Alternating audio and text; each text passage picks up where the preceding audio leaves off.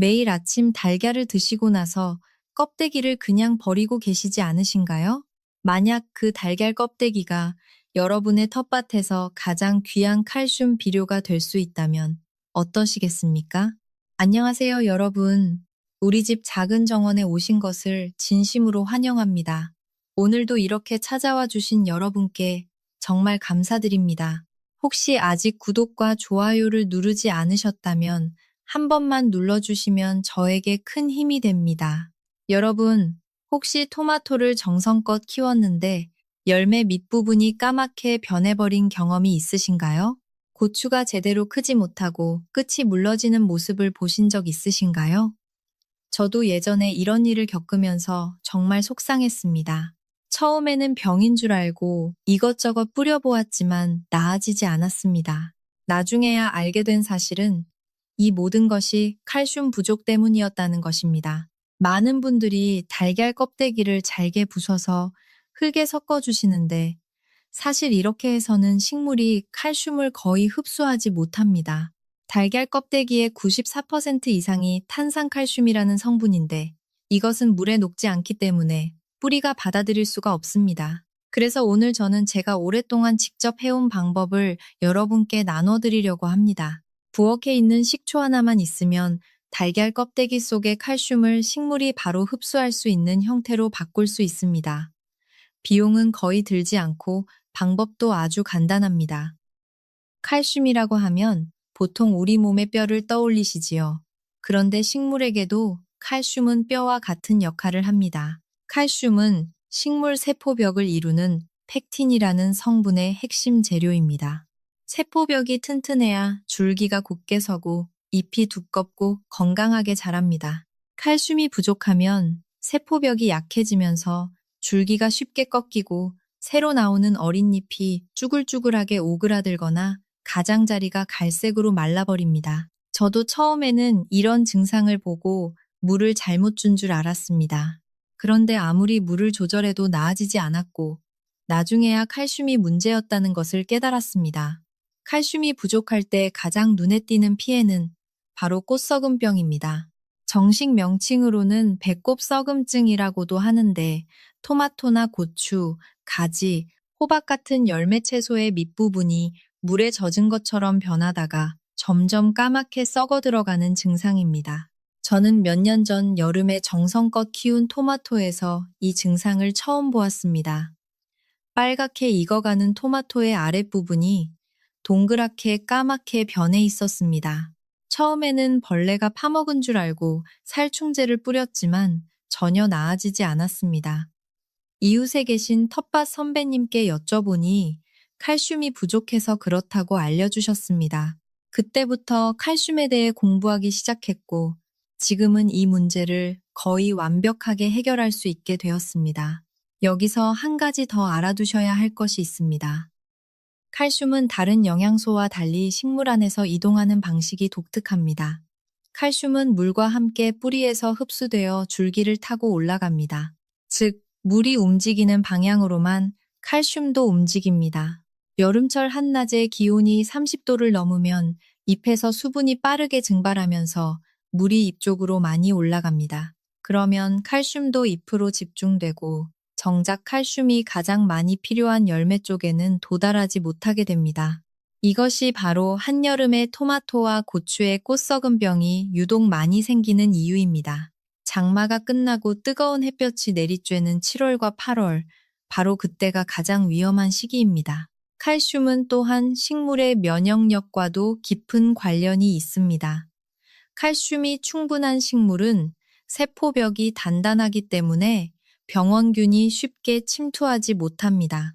특히 무름병이라고 하는 줄기나 열매가 물렁물렁해지면서 썩는 병에 대한 저항력이 높아집니다. 반대로 칼슘이 부족한 식물은 마치 갑옷 없이 전쟁터에 나간 것과 같아서 작은 병균에도 쉽게 쓰러지고 맙니다. 그래서 칼슘은 질소, 인, 칼륨 다음으로 식물에게 꼭 필요한 네 번째 영양소라고 불립니다. 그렇다면 칼슘이 이렇게 중요한데 달걀 껍데기를 흙에 넣어주면 되지 않을까 하고 생각하실 수 있습니다. 저도 처음에는 그렇게 했습니다. 달걀을 먹고 나면 껍데기를 모아서 잘게 부순 다음 화분이나 텃밭 흙에 섞어 주었습니다. 껍데기에 칼슘이 많다고 하니까 당연히 식물이 잘 자랄 거라고 믿었습니다. 그런데 한 달이 지나고 두 달이 지나도 달라지는 것이 없었습니다. 토마토는 여전히 밑부분이 썩었고 고추도 여전히 힘없이 자랐습니다.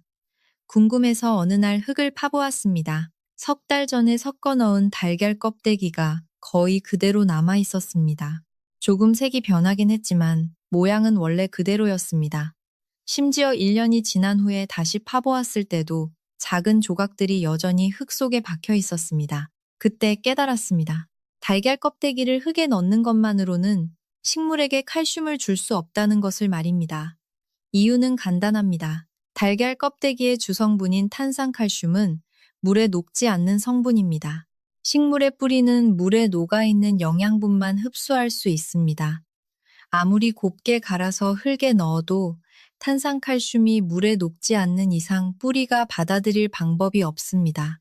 쉽게 비유하자면 딱딱한 조개 껍데기를 그릇에 담아놓고 국물이 우러나오기를 기다리는 것과 같습니다. 아무리 오래 두어도 국물은 나오지 않습니다. 달걀 껍데기가 흙 속에서 자연적으로 분해되려면 미생물의 도움이 필요한데 이 과정에는 보통 1년에서 3년 이상이 걸립니다. 흙의 상태나 온도, 습도에 따라 더 오래 걸리기도 합니다. 올해 봄에 심은 토마토에게 지금 당장 칼슘이 필요한데 3년 후에 분해될 껍데기를 넣어봐야 아무 소용이 없는 것입니다. 그러면 다른 방법은 없을까요? 물론 석회를 뿌리는 방법도 있고 폐화석이라고 하는 조개 껍데기 가루를 사용하는 방법도 있습니다. 골분이라는 뼈가루를 쓰시는 분들도 계십니다. 하지만 석회는 양을 잘못 맞추면 흙이 너무 알칼리성으로 변해서 오히려 다른 영양소의 흡수를 방해할 수 있습니다. 폐화석과 골분도 분해 속도가 느린 것은 달걀 껍데기와 비슷합니다. 무엇보다 이런 재료들은 따로 사서 써야 하니 텃밭을 소박하게 가꾸시는 분들에게는 부담이 될 수 있습니다. 저는 오랜 시간 고민 끝에 가장 쉽고 효과적인 방법을 찾았습니다. 바로 부엌에 있는 식초를 이용하는 것입니다. 식초에 들어있는 아세트산이라는 성분이 달걀 껍데기의 탄산칼슘과 만나면 화학 반응이 일어납니다.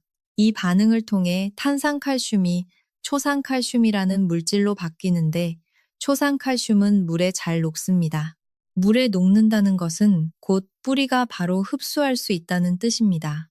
버리던 달걀 껍데기와 부엌에 늘 있는 식초, 이 두 가지만 있으면 최고의 칼슘 액비를 만들 수 있습니다. 저는 이 칼슘 액비를 만든 지 벌써 여러 해가 되었습니다. 해마다 봄이 오면 가장 먼저 하는 일이 바로 달걀 껍데기를 모으는 것입니다. 방법이 정말 간단하기 때문에 한 번만 해보시면 다음부터는 눈 감고도 하실 수 있습니다. 지금부터 제가 하는 방법을 차근차근 알려드리겠습니다. 먼저 재료를 준비합니다. 달걀 껍데기 100g이 필요한데 이것은 대략 달걀 10개에서 12개 정도의 분량입니다. 한꺼번에 모으기 어려우시면 일주일이나 열흘에 걸쳐 천천히 모으셔도 됩니다. 껍데기를 깨끗하게 씻은 다음 안쪽에 붙어있는 하얀 막을 벗겨주세요. 이 막을 제거하지 않으면 나중에 담갔을 때 냄새가 날 수 있습니다. 막을 벗긴 껍데기는 햇볕이 잘 드는 곳에서 이틀 정도 바싹 말려주세요. 햇볕에 말리면 소독이 되면서 동시에 잘 부서지게 됩니다. 잘 마른 껍데기를 비닐봉지에 넣고 밀대로 밀거나 절구에 넣고 빻아서 가루로 만들어주세요. 가루가 고울수록 식초와 반응이 빨라집니다. 다음으로 식초를 준비합니다. 현미식초나 사과식초처럼 자연 발효된 양조식초를 사용하시면 됩니다. 분량은 1리터에서 2리터 정도면 충분합니다. 여기서 꼭 주의하실 점이 있습니다. 빙초산은 절대 사용하시면 안 됩니다. 빙초산은 농도가 너무 높아서 식물에 해를 줄 수 있습니다. 반드시 일반 양조식초를 사용해 주세요. 담그는 용기는 높이가 있는 유리병이나 플라스틱 통을 쓰시는 것이 좋습니다. 처음에 식초를 부으면 거품이 아주 많이 올라오기 때문입니다. 이 거품은 탄산칼슘과 아세트산이 반응하면서 나오는 이산화탄소입니다. 놀라실 필요 없이 이 거품이 나온다는 것은 칼슘이 녹아 나오고 있다는 좋은 신호입니다. 용기에 달걀 껍데기 가루를 넣고 식초를 천천히 부어주세요. 한꺼번에 다 붓지 마시고 조금씩 나누어 부으시면 거품이 넘치는 것을 막을 수 있습니다. 다 부은 후에는 뚜껑을 살짝 덮어두고 섭씨 20도에서 25도 사이의 서늘한 곳에 보관합니다. 하루에 한 번 정도 가볍게 저어주시면 반응이 골고루 일어납니다. 숙성 기간은 최소 15일이 필요합니다. 저는 보통 3주에서 한 달 정도 두는 편입니다. 시간이 지나면 처음에 위로 떠올랐던 껍데기 조각들이 서서히 아래로 가라앉습니다. 거품도 거의 사라지고 액체의 색깔이 짙은 황갈색으로 변하면서 맑아집니다. 이렇게 되면 칼슘이 충분히 추출된 것입니다. 망사천이나 고운 채로 걸러서 맑은 액체만 따로 병에 담아주세요. 서늘하고 그늘진 곳에 보관하시면 몇 달 동안 사용하실 수 있습니다. 저는 매년 3월 말에서 4월 초에 한번 넉넉하게 만들어두면 가을까지 충분히 쓰고 있습니다. 칼슘 액비가 완성되었다고 해서 바로 그대로 사용하시면 절대 안 됩니다. 이것은 제가 가장 강조하고 싶은 부분입니다. 원액을 그대로 뿌리면 산 성분이 너무 강해서 뿌리가 타버릴 수 있습니다. 저도 처음 만들었을 때 효과를 빨리 보고 싶은 마음에 진하게 타서 뿌렸다가 상추 몇 포기를 죽인 적이 있습니다. 그때의 실수를 교훈 삼아 지금은 반드시 희석해서 사용하고 있습니다. 희석 비율은 원액 1에 물 200을 섞는 것이 기본입니다. 예를 들어 원액을 작은 뚜껑 하나 정도 덜어서 물 2리터에 타면 적당합니다. 처음 사용하시는 분들은 조금 더 묽게 타셔도 좋습니다. 진한 것보다 묽은 것이 훨씬 안전합니다. 효과가 약하다 싶으면 횟수를 늘리시면 되니까 처음부터 너무 진하게 만드실 필요가 없습니다. 사용 방법도 중요합니다. 희석한 액비는 줄기 주변의 흙에 천천히 뿌려주세요. 잎이나 열매에 직접 뿌리시면 안 됩니다. 뿌리가 흡수할 수 있도록 땅에 스며들게 해주는 것이 핵심입니다. 뿌리는 시간은 아침 해가 뜨기 전이나 저녁 해가 진 후가 가장 좋습니다. 한낮에 뿌리면 수분이 빠르게 증발해서 효과가 줄어들고 뿌리 주변의 농도가 갑자기 높아질 수 있습니다. 살포 주기는 7일에서 10일에 한 번이 적당합니다. 가장 효과적인 시기는 꽃이 피기 시작할 때부터 열매가 커지는 동안입니다. 토마토의 경우 첫 번째 꽃송이가 피면 그때부터 시작하시면 됩니다. 고추도 꽃이 하나둘 보이기 시작하면 바로 시작해주세요. 꽃 썩은 병은 한 번 생기면 그 열매는 회복이 안 되기 때문에 예방 차원에서 미리 뿌려주시는 것이 중요합니다. 이 칼슘 액비가 특히 효과가 좋은 채소들이 있습니다. 토마토, 고추, 가지, 호박, 오이, 파프리카, 딸기가 대표적입니다. 이 채소들은 모두 열매를 맺는 과정에서 칼슘을 많이 소모하기 때문에 칼슘 액비의 효과를 가장 크게 느끼실 수 있습니다. 그 밖에도 상추, 배추, 시금치, 깻잎 같은 잎채소에도 도움이 됩니다. 잎이 두꺼워지고 더 건강하게 자라는 것을 직접 확인하실 수 있을 것입니다. 아파트 베란다에서 화분으로 채소를 키우시는 분들에게도 이 방법을 적극 추천드립니다. 화분은 흙의 양이 적기 때문에 영양분이 금방 빠져나갑니다. 칼슘 액비를 정기적으로 조금씩 주시면 화분 채소도 텃밭 못지않게 튼튼하게 키우실 수 있습니다. 저도 베란다에서 방울토마토를 키울 때 이 액비를 꾸준히 주었더니 꽃썩은 병 없이 빨갛고 단단한 열매를 수확할 수 있었습니다. 한 가지 더 말씀드리자면 이 칼슘 액비를 EM 발효액이나 낙엽 퇴비와 함께 사용하시면 효과가 더욱 좋아집니다. 칼슘 액비가 뼈를 만들어준다면 EM 발효액은 전체적인 체력을 키워주는 역할을 합니다. 다만 같은 날 동시에 뿌리시기보다는 며칠 간격을 두고 번갈아 사용하시는 것이 좋습니다. 그리고 장기간 계속 사용하실 때는 가끔 흙의 상태를 확인해 보시기 바랍니다. 식초 성분 때문에 흙이 조금 산성으로 변할 수 있는데 장마철 빗물도 흙을 산성으로 만들기 때문에 칼슘 액비의 칼슘 성분이 오히려 이를 중화하는 데 도움이 되기도 합니다. 액비를 걸러내고 남은 껍데기 찌꺼기는 퇴비 더미에 섞어주시면 하나도 버릴 것 없이 활용하실 수 있습니다. 오늘 저는 여러분께 4가지를 말씀드렸습니다.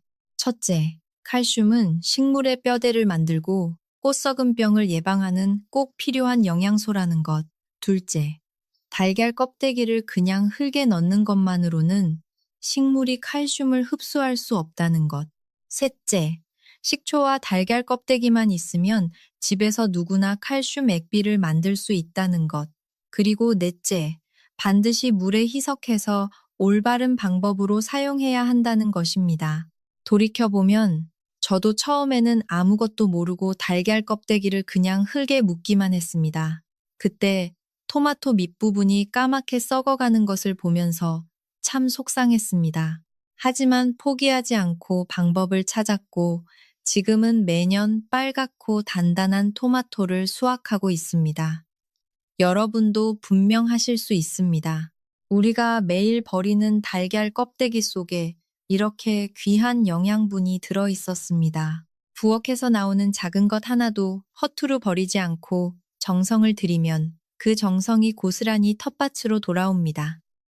작은 정성이 모여 건강한 흙을 만들고 건강한 흙이 튼튼한 채소를 키우고 그 채소가 다시 우리 가족의 식탁을 풍요롭게 해줍니다. 여러분의 텃밭이나 베란다 정원에서도 이 방법을 한번 시도해 보시고 결과가 어떠셨는지 댓글로 알려주세요. 혹시 다른 천연 비료를 만들어 쓰시는 분이 계시다면 그 경험도 함께 나눠주시면 정말 감사하겠습니다.